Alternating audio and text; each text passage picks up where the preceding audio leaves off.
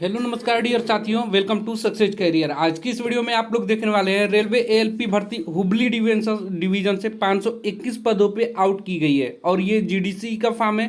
तो आप लोग यदि एलिजिबल होंगे तो फॉर्म को जरूर अप्लाई करिएगा। और देखिए, रेलवे से रिलेटेड सभी इन्फॉर्मेशन पीडीएफ तथा लिंक आपको सक्सेस करियर टेलीग्राम चैनल में मिल जाता है, जिसमें 12,300 से अधिक कैंडिडेट को डायरेक्टली लाभ मिलता है। तो आप भी इस ग्रुप का फायदा उठाइए। जो भी यहाँ पे नोटिफिकेशन आता है पीडीएफ या लिंक, मैं यहाँ पे आप लोगों से शेयर करता रहता हूँ, तो इसे आप लोग जरूर ज्वाइन कर लीजिएगा, आपको भी बहुत हेल्प मिलेगा। चलिए हम लोग नोटिफिकेशन को डिस्कस कर लेते हैं।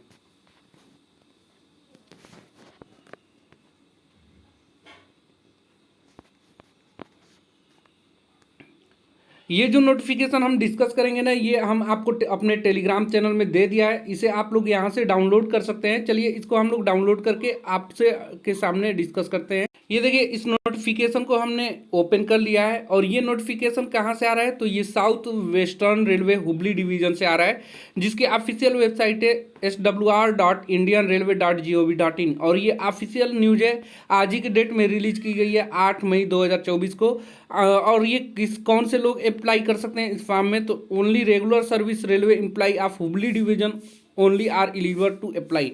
यानी कि जो रेगुलर सर्विस यानी कि जो रेलवे में कर रहे हैं और रेगुलर एम्प्लॉय है हुबली डिवीजन से, सिर्फ वही अप्लाई कर सकते हैं। ठीक है। और यहाँ पे डेट और क्लोजिंग की जो टाइम है वो 29 मई 2024 रहने वाली है। Notification for selection of filling of the post of assistant loco pilot in level 2 of 7th CPC in mechanical department of Hubli. यानी कि जो मैकेनिकल डिपार्टमेंट है हुबली डिवीजन का, उसमें असिस्टेंट लोको पायलट लेवल 2 के 7th CPC में मैकेनिकल डिपार्टमेंट में ये सिलेक्शन के लिए आया हुआ है। ठीक है। और यहाँ पे अगर आप देखेंगे तो यहाँ पे assistant loco pilot in level 2 of 7th CPC आप 50% promotional quota in mechanical department Hubli division से लेने वाला है रेलवे। और ये as a one time exemption है, यानी कि इस बार ही आप लोगों को ये दिया जा रहा है। और ये अंडर जीडीसी के अंतर आता है, यानी जनरल डिपार्टमेंट कम्पिटिटिव एग्जाम के अंतर्गत आता है। इसको कौन कौन अप्लाई नहीं कर सकते हैं, तो इसमें जो भी एक्स रेलवे पुलिस फोर्स है, आरपीएसएफ है, रेलवे प्रोटेक्शन फोर्स है, वो इसको अप्लाई नहीं कर सकते हैं। अब देखिए, यहाँ पे वैकेंसी की अगर डिटेल देखेंगे तो assistant loco pilot mechanical department में टोटल 521 पोस्ट निकल कर आए हैं।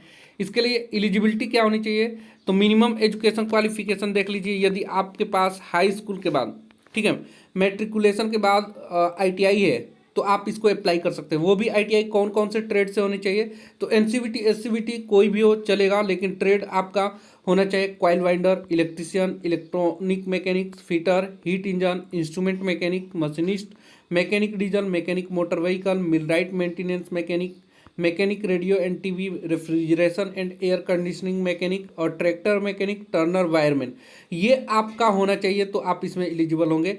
दूसरा क्वालिफिकेशन क्या, अगर आपके पास आईटीआई नहीं है, तो यहाँ अगर आपके पास हाई स्कूल के बाद रेलवे से अप्रेंटिस किया हुआ है हाई स्कूल के बाद, तो भी आप इसको अप्लाई कर सकते हैं। या आपके पास 3 इयर्स का डिप्लोमा मैकेनिकल, इलेक्ट्रिकल, इलेक्ट्रॉनिक्स या ऑटोमोबाइल इंजीनियरिंग से है, तो भी आप अप्लाई कर सकते हैं।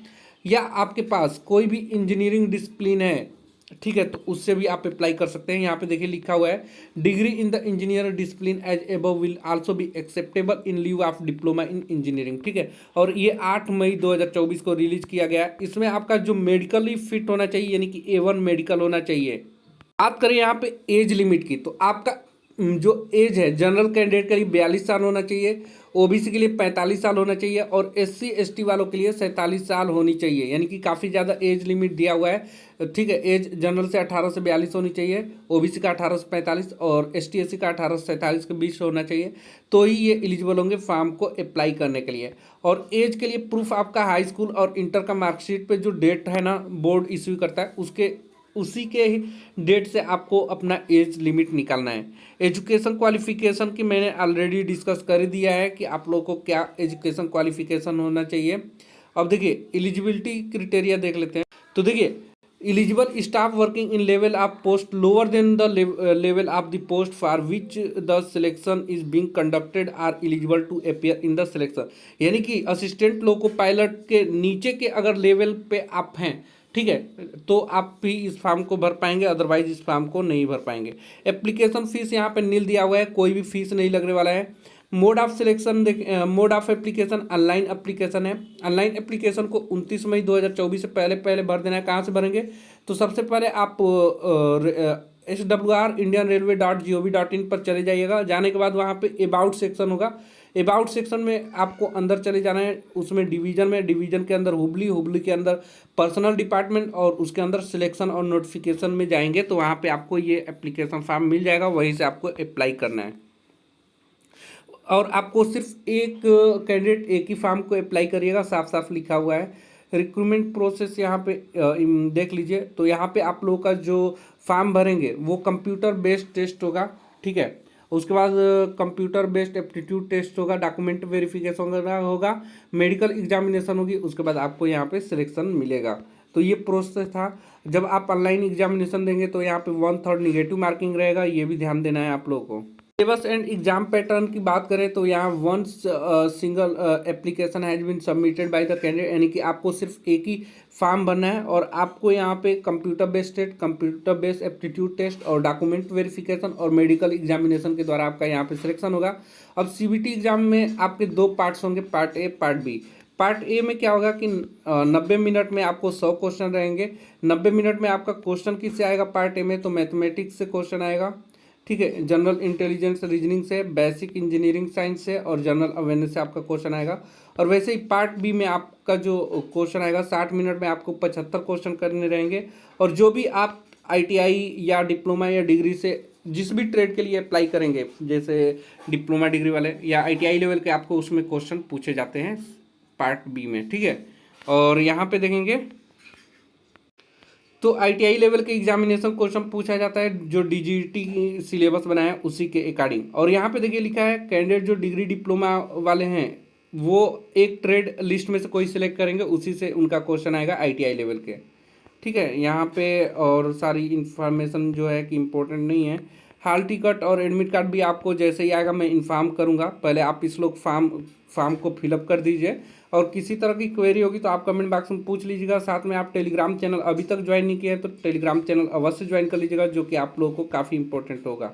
यहाँ पे देखिए सर्टिफिकेट आपको कैसे बनवाना है, तो ये फॉर्मेट दिया हुआ है। गवर्नमेंट ऑफ इंडिया यानी सेंट्रल वाली जो भी है सर्टिफिकेट आपको बनवाना है, ठीक है।